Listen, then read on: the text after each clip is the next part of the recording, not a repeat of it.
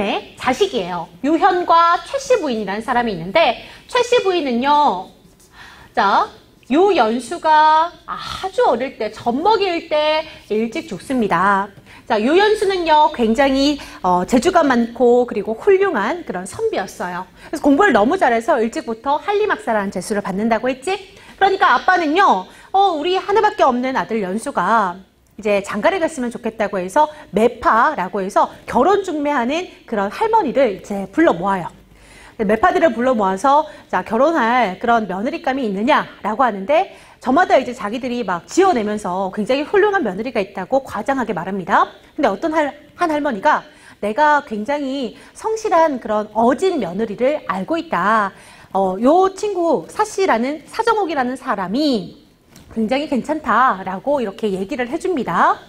자, 유현은요, 그걸 누구랑 상의하냐면 최씨 부인이 일찍 죽었으니까 두 부인이라고 해서 유현의 누이가 있어요. 두 씨성을 가진 두강이라는 사람에게 시집을 갔는데 너무 일찍 죽어버린 거야. 그래서 다시 유현이랑 같이 살게 됩니다. 누이야, 누이.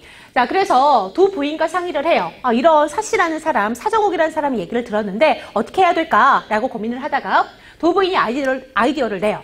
내가 관세음보살 그 그림이 있는데 그 그림을 묘혜라는 여자에게, 스님에게 주려고 했다. 근데 그 그림을 사씨한테 보내서 그 관세음보살을 찬양하는 노래를 짓게 하면 그의 어진 마음을 알 수 있을 것이다. 라고 해서 그렇게 보냅니다. 근데 너무 훌륭하게 잘 지은 거야. 그리고 또 성품도 괜찮지, 그리고 재주도 좋지, 얼굴도 봤더니 너무 훌륭해. 마치 부처를 닮았다라는 표현을 쓰거든. 그래서 사씨를 내가 며느리로 받아들여야겠다라고 유현과 두 부인은 아주 마음에 들어합니다. 그래서 유연수는 사씨와 결혼을 해요. 사정옥이 사씨야. 자, 이렇게 결혼을 했는데 유현과 좀 대조되는 그런 되게 높은 엄숭이라는 사람이 있었어. 엄숭상이라고도 하는데, 자, 요 엄숭은요 유현과 뜻이 달라. 그래서 유현은 뜻이 달랐다는 이유로 집에 내려와서 이렇게 잘 지내고 있었는데 유현도 일찍 죽습니다. 병에 걸려서. 그래서 엄숭은요 그의 자식인 유연수가 별로 안 좋아해. 그래서 유연수가 벼슬에 나아갔지만 높은 벼슬까지는 못하고 있었어. 그런 상황 속에서 유연수와 사정옥은요 아주 잘 지냈는데 문제는 말입니다. 자식이 안 태어난다는 거야. 그래서 이 사정옥은 칠거지약이라고 해서 자식을 못 낳으면 아내가 쫓겨나거든요. 그래서 첩을 맞이해라 라고 권유를 해요. 내가 어찌 그럴 수 있겠습니까? 라고 유연수는 처음에는 거절해. 근데 얘 유한림이라고도 하지. 유한림이 계속해서 얘가 사씨가 그렇게 해라, 첩을 받아들여라 라고 하니까 어쩔 수 없이 첩을 받아들여요. 굉장한 미인 교씨, 자, 교채란이라는 사람이 나와요. 얘가 교씨야. 그래서 이 사람을 아내로 맞아들이는데 두 부인은 염려를 해요. 사람 물속을, 10개 물속은 알아도 사람 한 개를 모른다 라고 하면서 이 교씨가 좀 별로일 것 같아 라고 얘기를 하지만 사실은 괜찮아 보여요 라고 얘기를 하면서 이렇게 좋게 받아들입니다. 근데 역시나 교씨는 악한 인물이었어.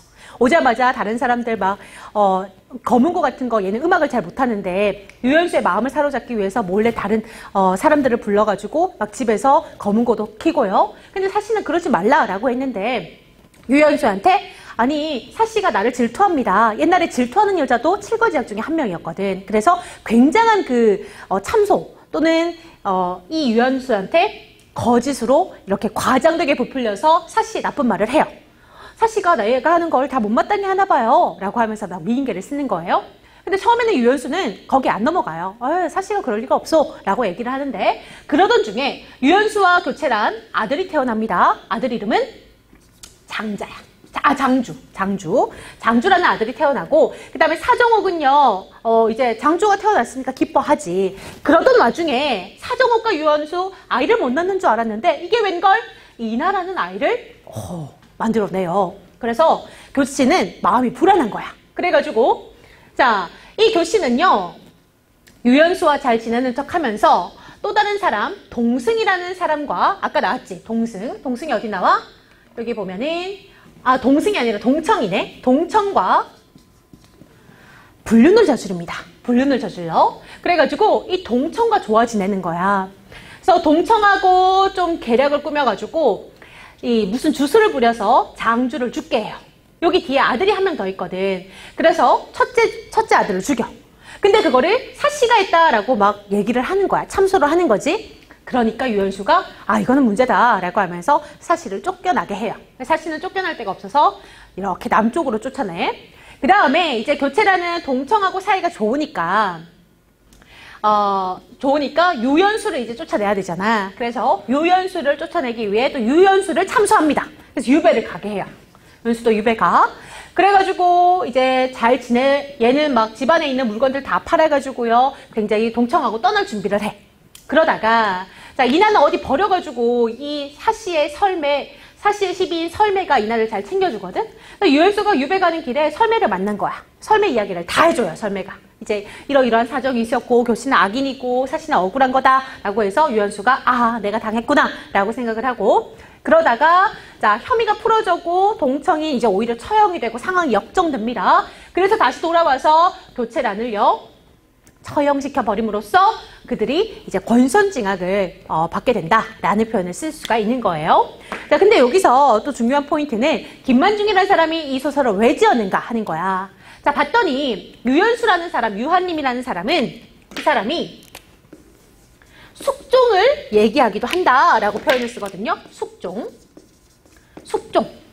자, 그 다음에 사정옥 사씨를 인현황후다 라고 얘기를 하고요. 그 다음에 교씨를 뭐라고 얘기하냐면 장희빈이다 라고 얘기를 해요. 장희빈. 자, 이게 무슨 얘기냐. 17세기 후반에요. 숙종 때는 남인 서인이 막 대립을 하던 그런 당파 싸움이 있었어. 그런 와중에 인현왕후가 장희빈한테 밀립니다. 그래가지고 얘가 아이를 못 낳거든요. 소설에서는 이나를 낳지만 실제로 아이를 못 낳아요. 그래서 숙종이 인현왕후를 폐위시키고 장희빈을 받아들이게 되며 그리고 나중에는 장희빈이 이제 그런 모함을 한 것을 알고 정신을 차리고 장희빈을 다시 폐위하고 사형시키게 되지만 요 인현왕후의 편에 있던 김만중이라는 사람이 같이 서인이야. 그래서 요 김만중이라는 사람이 숙종에게 정신 차려라 라는 메시지를 주기 위해서 이 소설을 지은 거다라고 얘기를 합니다. 실제로 이 소설이 굉장히 인기가 많았고요. 그리고 숙종의 귀에까지 들어가서 결과적으로 장희빈이 잘못된 것을 눈치챌 수 있었다라는 이야기도 전해지고 있어요. 자, 이렇게 해서 소설의 줄거리와 그리고 여기 보면은 냉진이라는 사람도 등장해. 냉진하고도 바람을 또 피거든. 또 그리고 뭐 묘해라는 사람도 있고 그 다음에 교씨의 그 시비도 있고 다 이러는데 이걸 다 얘기하자면은 소설이 너무 길어지니까 우리 50분 안에 두 작품을 해야 되니까 여기까지 핵심적인 스토리를 내가 말해준 거예요. 자, 그러면 우리가 제목을 한번 살펴보겠는데요. 사씨 남정기는요, 아까 말했듯이 사씨가 남쪽으로 쫓겨간다는 뜻입니다. 그리고요, 그 다음에 유한림도 조정에서 쫓겨나죠. 그렇지만 사씨가 정실자리에서 쫓겨나서 남쪽으로 간다는 사건을 강조해서 한림 남정기가 아니라 사씨 남정기라는 표현을 쓴 거다. 그 다음에 창작 배경 아까 말했듯이 현실과 작품이 매칭이 된다, 대응이 된다라고 볼 수 있는데 자, 숙종이 유연수고요. 인현왕후는 사씨, 희빈장씨는 장희빈은 교씨다. 자, 인현왕후는 실제로는 아들이 없었지만 소설 속에는 인하가 있다. 그리고 장희빈의 아들은 균이라는 사람이었고 나중에 경종이 됩니다. 장주라는 아들이 있었지. 희빈장씨가 무고, 죄가 없는데 죄가 있다고 얘기를 한 거야. 교씨의 모해랑 똑같고요. 인현왕후의 폐행은요, 사씨가 내쫓기는 거랑 똑같고요. 인현왕후의 복귀는 사씨가 다시 정실로 되돌아온다라는 측면에서 사건 전개가 완벽하게 대응이 된다. 그러니까 김만중이 숙종에게 깨달음을 주기 위해서 이 소설을 썼다라고 할 수가 있겠죠. 그래서 성격에 풍간적이라는 게 들어가는 거야. 잘못을 고치도록 노력한다. 그 다음에 가정소설이기 때문에 가정적이라는 거. 전지적 작가 시점이고요. 중국을 배경으로 하고 있습니다. 특징은 등장인물들의 상징성을 지녀요. 자, 사씨는요. 정실부인으로서 덕성을 완전히 갖춘 사람, 그 다음에 교씨는요, 첩으로서 간악한 사람. 그래서 악한 사람이 벌을 받는다라는 권선징악이 드러나는 겁니다. 숙종을 깨우치기 위한 일종의 목적 소설이다. 소설인데 목적이 있다는 거예요. 자, 가정소설의 모범이 된다. 사실처럼 살면은 나중에 비록 고난을 당하지만 나중에는 어떻게 돼요? 다 모든 지위를 찾죠. 그러니까 교시처럼 살아라가 아니라 사실처럼 살아라고 얘기를 하기 때문에 이건 어때요? 가정소설의 모범이 될 수가 있는 거예요. 그 다음 주제는요, 여러분. 책에 산업화 과정에서 소외된 하층민의 비애라고 써있는데 그게 아니라 첩첩 간의 갈등과 사씨의 고행 또는 권선징악 이렇게 고쳐주기 바래요. 그게 어디냐면 53쪽에 밑에 있어요. 주제는 이렇게 바꿔줘라. 첩첩 간의 갈등과 그 다음에 사씨의 고행이라고 바꿔주세요. 자, 스텝 1으로 갑니다. 개념 이해 확인. 다음 글을 읽고 물음에 답하시오. 오라버니께서 임종하실 때 한림을 내게 부탁하셨지. 이게 누구 말하는 걸까? 두 부인이 얘기를 하는 거야. 두 부인이. 자, 오라버니라고 하는 거 누이라 그랬잖아. 누이는 얘들아 동생이야, 여동생. 그래서 유현이라는 오라버니. 그러니까 유한림의 아버지. 자, 한림을 내게 부탁하셨지. 그 말씀이 아직도 귀에 남아있네. 내가 저칼을 잘 인도하지 못한 탓에 자네를 이 지경. 이 자네는 누구겠어? 그렇지, 사씨야. 모두 내 잘못이다. 허물은 잘못. 내가 몇 해 전에 자네에게 했던 말 기억나나? 뭐라고 얘기했어? 교씨를 조심해라 라고 얘기했지. 자, 사씨는 다시 절을 하고 대답했다. 마음속에 깊이 간직하고 있지요. 어찌 있겠습니까? 하지만 제가 알아보지 못했습니다. 이 지경에 이르렀고 당신을 탓할 수가 없다.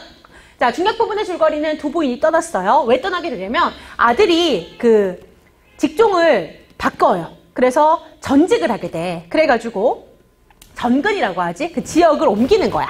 그래서 두 부인이 따라가게 됩니다. 사씨는 또다시 교씨의 흉계에 빠져요. 교씨는 울면서 사씨를 모함합니다. 마침내 한림은 화를 벌컥 냅니다. 투부가 질투가 많은 여인. 처음에 저주를 했을 때 나는 부부의 정을 생각하여 차마 적발할 수가 없었지. 그 후 신성 안에서 더러운 행실을 한 단서가 이미 드러났을 때 이게 뭐냐면 신성연에서 이 얘기를 해야겠네. 자, 동천과 또 다른 남자 냉진이라는 사람이 있어. 냉진과 교체란이 또 바람을 피거든. 그래서 교체란이 술을 써요. 어떻게 쓰냐면 냉진을 시켜서 자, 사정옥이 제일 귀하게 여기는 반지, 옥반지가 있는데 그 옥반지가 이제 결혼 예물로 받은 거야. 그래서 냉진에게 이 옥반지를 줘요. 그러면서 유연수가 어디 내려갔을 때 지방에 그러면서 밥 먹는 자리에 우연히 슥 나타납니다. 그래서 반지를 여기에다가 이렇게 걸고 이 반지는요, 내가 제일 사랑하는 내 아내 된 사람의 그 소중한 보물입니다. 그래서 나는 아내를 너무 사랑해서 이 반지를 매일 걸고 다녀요 라고 얘기를 해. 딱 봤더니 유연수 자기 집안에 대대로 내려오는 가보인 그 옥반지였던 거야. 사씨한테 줬던 거. 깜짝 놀라지. 그래서 이상하다 라고 생각하고 이제 올라와요. 다시 일을 마치고 올라오는데 사씨한테 반지 어디 있어요? 이러니까 반지가 없는 거야. 그래서 모함을 사정옥은 그때 어머니 아파가지고 어디 갔다라고 얘기를 했는데 뻥을 치고 냉진과 바람을 피웠구나 이렇게 착각을 하게 되는 거죠. 그렇게 자 신성연에서 더러운 행실이 오해를 하고 있는 거예요. 그렇게 불륜을 저질렀다고 오해하는 거. 그 단서가 이미 드러났을 때 사씨의 반지가 잃어버렸을 때 죄를 묻지 않았어. 지금 또 이렇게 세상에 보기 드문 흉측한 짓을 하다니 그게 뭐야? 아들을 죽이려고 했던 거. 사실 장주를 죽이려고 했던 거 이거 모함이에요. 장주는요 자기 자신 교씨 자신이 자기 아들 죽이는 거야. 근데 사씨가 있다고 뻥을 쳐요. 그럼 이건 빼도 박도 못하게 쫓겨나는 거지. 그래서 이 사람을 집안에 그대로 둔다면 조상께서 제사를 흠향하지 않으실 거고 자손도 완전히 끊어질 거야 라고 하면서 한림은 교씨를 위로하였다.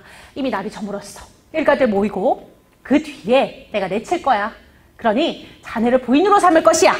자, 그래서 쓸데없이 슬퍼하지 말게 꽃 같은 얼굴만 상하겠네 라고 얘기를 해요. 교씨가 그같이 조치하시니 이제 첩의 원한이 거의 풀렸다 라고 하면서 부인의 자리를 첩이 어떻게 감히 감당하겠습니까? 라고 착한 척해요. 이거 다 속마음과 반대로 얘기하는 거지. 겉과 속이 달라요. 이런 걸 사자성어로 뭐라 그래? 표리부동한 모습을 알 수 있죠. 굉장히 간악하지.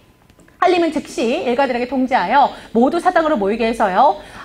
유소사는 지하에서 일어날 수 없고 유소사가 이 유현 말하는 거야. 자, 그 다음에 두 부인도 멀리 떠나 있으니 누가 한림의 뜻을 돌릴 수 있겠는가? 라고 누가 얘기하는 거야? 서술자가 개입해서 얘기하는 거예요. 이런 걸 뭐라 그래? 서술자의 직접 개입이라고 하죠. 서술자의 직접 개입. 여러 시비들이 달려가 사씨에게 그 전말을 고하였다. 통곡하였다. 라고 얘기를 하게 돼서 쫓겨나게 됩니다. 자, 1번 문제 풀어볼까요? 독자 입장에서 A를 비판하는 말로 가장 적절한 것은? 독자 입장에서 교씨를 어떻게 비판하면 될까? 저 표리부동한 사람. 그치, 겉과 속이 다른 사람. 경거망동이라는 것은 경솔한 행동을 막 하는 거야. 그 다음에 호가호의는 남의 권세를 빌려서 위험을 부리는 사람. 그 다음에 방향무의는 내 눈 아래에 사람이 없는 것처럼 아주 건방지게 행동을 하는 사람을 방향무인이라 그래요. 감탄고토는 달면 삼키고 쓰면 뱉는다 라는 사자성어입니다. 자, 스텝 2로 넘어갈게요. 자, 그래서 이 장면은 뭐냐면 사씨가 쫓겨나죠. 남쪽으로 쫓겨났을 때 거기에서 있었던 일입니다. 자, 왕비가 웃으며 말했다. 거기는요, 두 왕비의 묘가 있었어. 자, 부인이 이곳에 오긴 했지만 아직 때가 멀었소. 남의 도인이 그대와 인연이 있으니 잠깐 일택하게 될 것이오. 이 또한 하늘의 뜻이니라 라고 하면서 괜찮다. 남의 도인이 구해줄 거야 라고 얘기를 해요. 사씨가 여쭈었다. 남해라면 바다 끝으로 알고 있는데 나는 배가 없어요. 돈도 없어요. 어찌 그럴 수 있겠습니까? 왕비가 말해요. 조만간 길을 인도하는 자가 있을 것이다. 조금도 염려, 걱정하지 마라. 이윽고 부인들을 하나하나 소개했는데요. 자, 장강, 한나라의 반첩녀 등이 있었다. 이거 별표한 거는 내가 어휘적인 의미를 넣어주려고 했는데, 지금 보면요. 이 장강이라는 사람은 위나라 장공의 아내를 말하고요. 반첩녀라는 사람은 한나라 성제의 후궁을 말하거든? 몰라도 돼. 몰라도 돼. 자, 이렇게 장강과 반첩녀 등의 유명한 부인이 있었다. 그 다음에 사씨가 다술 곳이 일어나 머리를 조아리고 뜻밖에도 모든 부인님의 얼굴을 오늘 뵙게 되니 크나큰 영광입니다 라고 얘기를 해. 중요한 인물들 아니야. 드디어 하직을 하고 인사를 하고 여동이라는 것은 여자 알겠지? 인도를 받아 내려오는데 걷었던 주렴을 내리는 소리가 요란하였다. 자, 이 소리에 놀라서 몸을 일으키니 유모와 시비가 부인이 깨신다 하고 부르거늘 사씨가 일어나 앉으니 이미 날이 저물었다. 깨신다라는 것은 지금 잠이 들었었다라는 거야. 그럼 꿈을 깬 거지. 자, 꿈이었어. 꿈에서 왕비를 만난 거야. 그래서 왕비가 이제 괜찮을 거야. 도와줄 사람 있을 거야. 안심해. 라고 말을 했었던 거야. 자, 한참 만에야 진정이 되었고 입에서는 향기로운 냄새가 났고요. 왕비께서 하시던 말씀이 뚜렷했다. 자, 유모에게 물었어요. 내가 어디 갔다 왔니? 아니, 기절했잖아요. 그래서 그런 뒤에 깨어났는데 무슨 말을 하시는 겁니까? 사씨가 조금 있었던 일을 다 말해. 내 꿈속에서 있었던 때 너무 생생해. 그러면서 저 대나무 숲을 가리키면서 분명히 저 길로 왔다 갔다 했어. 이거 꿈이라고 하면 나 못 믿겠어. 나를 따라와봐. 자, 이렇게 해서 그 길을 찾아 대나무 숲을 뒤쪽으로 가니까 뭐가 있었냐면 사당이 있네요. 그 사당은요, 황릉묘라고 합니다. 황릉묘라는 것은 순임교의 두 왕비인 아황과 여명을 추모하기 위한 사당인데요. 그 두 왕비의 정말 묘가 있었다는 거야. 자, 분명 아황과 여영 두 왕비의 묘로 꿈에서 본 것 같았다. 사당 안으로 들어가 살펴보니 두 왕비의 초상화가 걸려있는데 내가 꿈에서 본 사람이야. 그래서 사씨가 향을 배우고 절을 하며 말했어요. 첩이 왕비의 가르침을 입어 훗날 좋은 시절을 만나서 영화를 누리게 된다면 어찌 그 인애를 잊겠습니까? 라고 하면서 향을 꽂고 그 다음에 절을 마친 뒤에 신세를 생각하니까 슬픔이 너무 커. 아, 꿈이었구나 라고 생각하면서, 그리고 자신의 신세가 지금 쫓겨나 있으니까 많이 비참하지. 시비를 시켜 모직이 집에 가서 밥을 구해와서는 세 사람이 나누어 먹어요. 읽고 사씨가 말했습니다. 의지할 곳이 없으니 신령이 나를 놀리시는구나 라고 하면서요. 자, 앞길이 막막하여 나는 어떻게 해야 될지 모르는 거야. 그래서 달이 밝았습니다. 세 사람 방황하고 있는데 묘문으로 두 사람이 들어와서요 말을 해요. 어려움을 만나 물에 빠지려고 하는 부인이 당신이십니까? 사씨가 눈을 들어 자세히 보니까 한 명은 여순이고 다른 한 명은 여동이었어. 그럼 아까 꿈에서 봤던 그 여동이었겠지. 우리는 아는데 사씨는 모르나 봐. 크게 놀라면서 말했어. 어찌 우리를 아는가? 사씨는 그 꿈에서는 왕비는 기억나는데 이 여순과 여동이 길을 인도해서 자기가 내려와 놓고는 그 여동을 기억 못해. 여승이 합장하고 말했다. 우리는 동정부산에 사는 사람인데 조금 전 꿈결에 관세음보살이 가봐라 라고 해가지고 우리가 당신을 구하러 왔다 라고 얘기를 해요. 중략. 자, 중략 부분은 이제 부인들에게 배를 주는 거지. 그래서 배를 타고 이제 잘 가게 된다라는 거고, 한편 한림학사 유연수는 유배를 떠나서 옵니다. 남쪽으로 와요. 바람이 거세고 인심이 사나워요. 말이 유배지지 사람 살 곳이 못 돼. 그래서 크게 고초를 겪게 되었는데, 자, 외로운 가운데 고생도 심해요. 예전의 총명함이 점점 돌아옵니다. 내가 왜 이렇게 됐지? 뉘우치며 말해요. 아, 사씨가 동청을 꺼려했어요. 묘한님은 동청이란 사람은 무슨 일을 했었냐면 집안에서 일을 봐주는 그런 비서 같은 역할을 하게 됐어요. 어떤 사람이 이제 추천을 받아왔는데, 추천을 해왔는데 사씨가 보기에는 동청이 별로야. 소문도 흉흉하고. 그래서 동청을 그 비서로 쓰지 말라고 했어. 근데 유한님은 그것도 모르고 동청을 좋게 본 거야. 그리고 교씨도 좋다고 하니까 동청을 썼는데 동청과 교씨가 바람이 나가지고 자기를 참소해서 자기 유배 오게 만들었지. 이제 와서 생각하니 그 말이 옳다. 어진 아내를 잃었으니 의심했으니 무슨 면목으로 조상을 대할까. 밤낮 이런 생각을 하면서 탄식하니 병에 걸리고 말았어요. 이곳에 마땅한 의학이 없었는데 병세 날로 심해져서 죽을 지경이었어. 하루는 흰옷 입은 노파가 병을 들고 와서 말했는데 이거 먹으면 된대. 이 물 먹으면 된대. 한림이 물었어요. 근데 누구시오? 그러니까 노파가 말했어. 난 동정군산에 사는 사람이라. 동정군산에 사는 사람이 와서 계속 다 구해주네. 그러고는 병을 뜰 가운데 놓고 사라졌어요. 비현실적인 이야기. 칼림이 놀라 일어나니 꿈이었어. 꿈의 기능은요, 전부 다 조력자가 등장한다는 게 공통적이네. 자, 이상하게 생각했는데 다음날 아침 하인이 뜰을 발견해. 뜰을 청소하다가 들어와서 아니 물이 난대. 그래서 봤더니 꿈에 노파가 병을 놓고 단 그 자리였던 거야. 그래서 한 그릇 떠오라 라고 했더니 너무 맛있어. 그래서 보니까 여기가 원래 행주라는 곳인데 행주는 수질이 좋지 않아서 병이 막 들던 곳이었어. 그래서 물 때문에 이 유한림도 굉장히 아팠었는데 이 물을 먹으니까 깨끗하게 나은 거야. 자, 그래서 그것을 본 사람들이 모두 신기하게 여겼다. 그리고 그 샘은 마르지 않아서 마을 사람들을 다 구했대요.